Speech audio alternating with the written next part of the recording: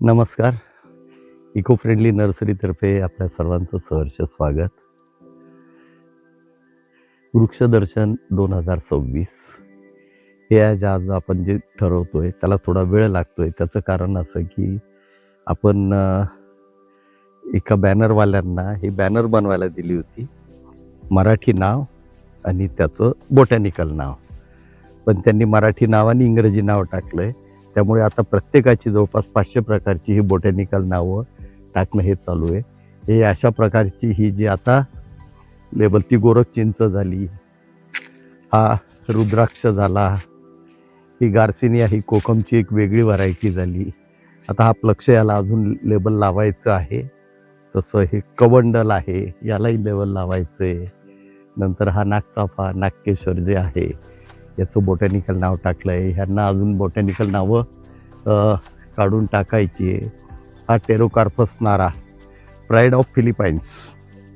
हे एक दुर्मिळ झाड आहे. लाल लाकडासाठी प्रसिद्ध आहे.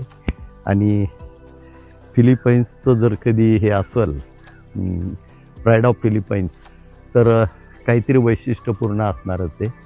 त्याच्यानंतर काही धुपाची झाडं आहेत. ही अशी साधारण हे आपण हे सगळं लेबलिंग करतोय. हे साधारण 400+ प्रकार आहेत.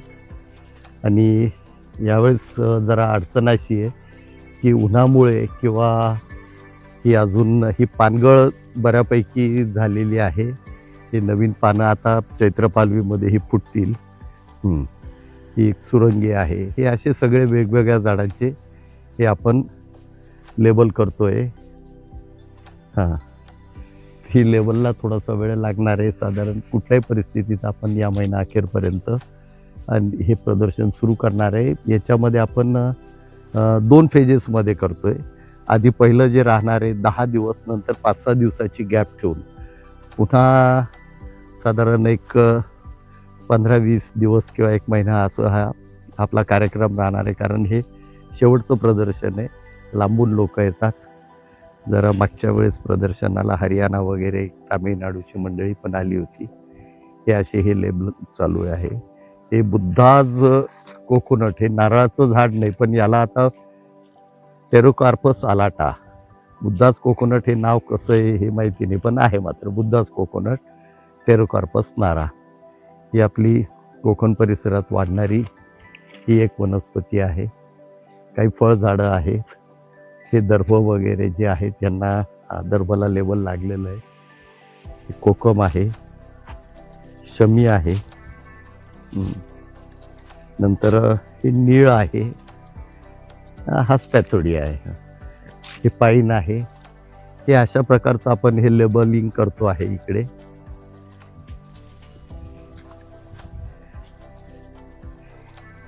यातली बरीचशी झाडं आपल्याला नवीन असतील, बऱ्याच जणांना ही नवीन असतील.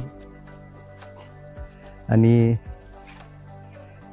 ही नर्सरी जी आहे तर नाईलाज असतो ही आपण वाइंडअप करतोय, म्हणजे बंद करतोय. त्यामुळे बऱ्याच नर्सरीवाल्या ज्यांना कुणाला नर्सरी सुरू करायची असेल, त्यांना शिकायचं असेल, अर्थात आम्ही सुरुवातीपासून सगळ्यांना ही ऑफर दिली, ज्याला शिकायचं असेल त्यांनी यावं. जी काही झाडाचे कटिंग किंवा बियापासून कसे होतात, काय होतात हे शिकून जावं.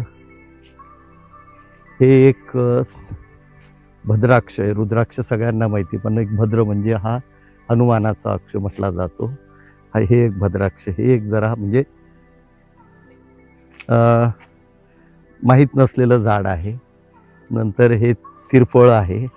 त्याच्यानंतर हा एक थोर म्हणून शेर, पूर्वी याच्या काड्या अशा इथून अशी कट करून घरामध्ये बांधत असत, जेणेकरून सगळे मच्छर त्यावर जाऊन बसत असत. हे अग्निमंथ, हे दशमुळात चालणारं हे आहे. नंतर हा जंगली आपला हा बदाम, आपलं सॉरी अर्जुन आहे, टर्मिनेलिया अर्जुना. याची साल हृदयरोगासाठी वापरली जाते. त्याच्यामध्ये अर्जुनारिष्ट म्हणूनही एक हे आहे. ही एक देवबाभूळ आहे. ह्या देवबाभूळला आता ही फळं लागलेली आहेत. नंतर मग हे अशी जी ही सगळी मांडणी चालू आहे, त्यामुळे हा वेळ लागतोय. पुन्हा उन्हाचा त्रास उन्हाचं म्हणजे हे जे आहे ही एक जरा म्हणजे माझी आवडती आहे. अर्थात हे सगळ्यांना आवडण्यासारखं आहे.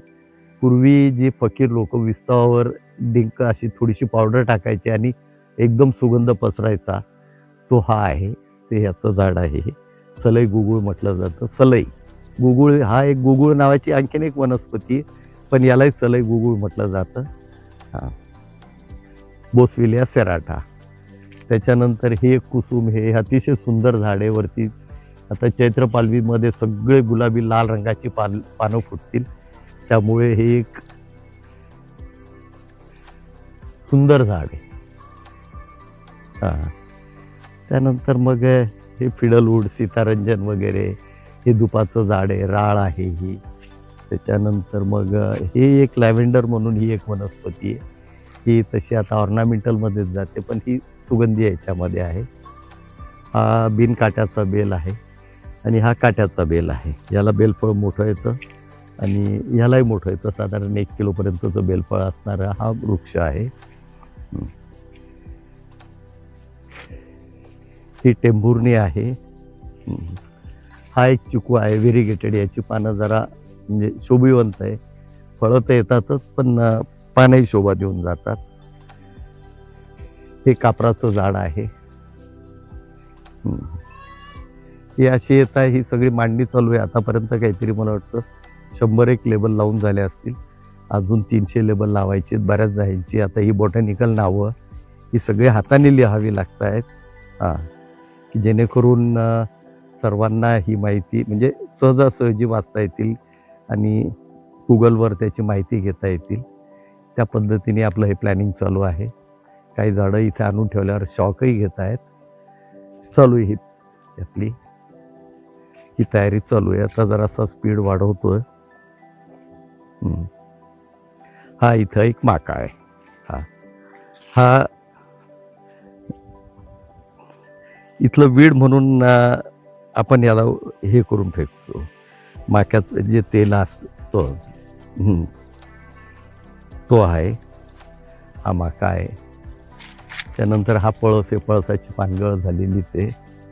नंतर मग काही ॲपल बोर वगैरे आहे, ॲव्हॅकडो आहे, रॅम्बुटान वगैरे ह्या ज्या काही फळझाडं आहेत त्यातले प्रकार आहेत काही. असे सगळे वेगवेगळे प्रकार. ती सुरंगी आहे, ग्राफ्टेड आहे, कलमी आहे, त्याला लवकर फुलं येतील. तिथे बकुळी ठेवलेली आहे. बकुळीला फुलं येऊन गेले. आता बकुळीला फळं पण आहेत. हे बकुळीची फळं लागलेली आहेत. फुलं येऊन गेलेली आहेत आणि आता ह्या बकुळीला फळं लागलेली आहेत. हे जर कधी आता हे जमिनीत लावलं तर पुढच्या वर्षापासून यांना फुलं आणि फळं. ही फळं पक्षी तर खातातच, माणसंही खातात. पक्ष्यांसाठी म्हणून हे झाड अतिशय म्हणजे सुंदर आहे. बकुळीचा वास किंवा बकुळीच्या फुलांचा सुगंध हा सर्वांना माहिती आहेच. आणि फळं जी ही माणसंही खातात आणि पक्षीही खातात. पक्ष्यांसाठी हे घरटं बांधायला अगदी म्हणजे चांगला वृक्ष आहे. हा 12 महिने हिरवा राहणारा आणि सगळ्या वातावरणात वाढणारा, महाराष्ट्राच्या सगळ्या वातावरणात वाढणारा हा असा वृक्ष आहे. अगदी हिरवागार, डेरेदार आणि अतिशय सुंदर वाढणारा आणि सुंदर सुगंध देणारा हा वृक्ष आहे. ही अशी एकंदरीत ही मांडणी आणि हे सगळं चालू आहे. हे जास्तीत जास्त लोकांपर्यंत ही माहिती आणि ही झाडं म्हणजे त्यांना ते कळावं की बुवा हे आपल्याकडची झाडं म्हणजे ही झाडं आहेत, या नावाची झाडं आहेत. या हिशोबाने आपण हे करतो. आणि प्रदर्शनाला मात्र आपल्याकडे कुठल्याही प्रकारची फी वगैरे नसते. हे म्हणजे फ्री असणारं हे आहे, प्रदर्शन आहे. आणि आपण सगळ्या झाडांची माहिती आपल्या यूट्यूबला सगळ्यांना टाकतोच हे सगळी माहिती.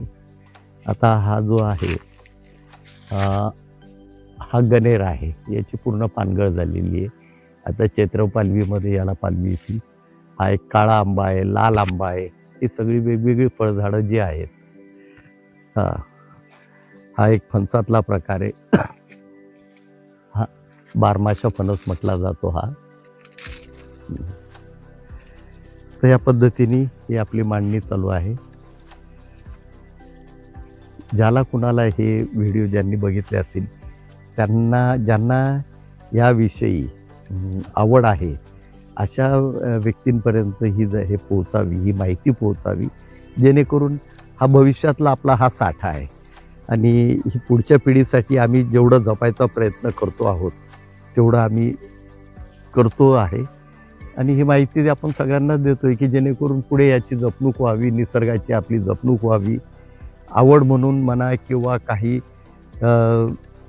याच्यामध्ये बऱ्याचशा झाडांची आपण व्यावसायिक कमर्शियल प्लांटेशनसाठी काय बेनिफिट आहे, क्षेत्र किती असावं, कुठल्या क्लायमेटला ती जगतात, कुठल्या क्लायमेटला त्याची लागवड करावी, ही सगळी माहिती आपण यूट्यूब चॅनलमध्ये देत आहोत.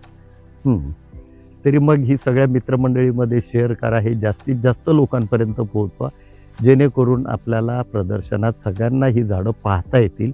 भविष्यात एका ठिकाणी झाडं पाहायला सगळ्यांना मिळतील, पण भविष्यात एका ठिकाणी इतके प्रकार पाहायला मिळणार नाही आहेत.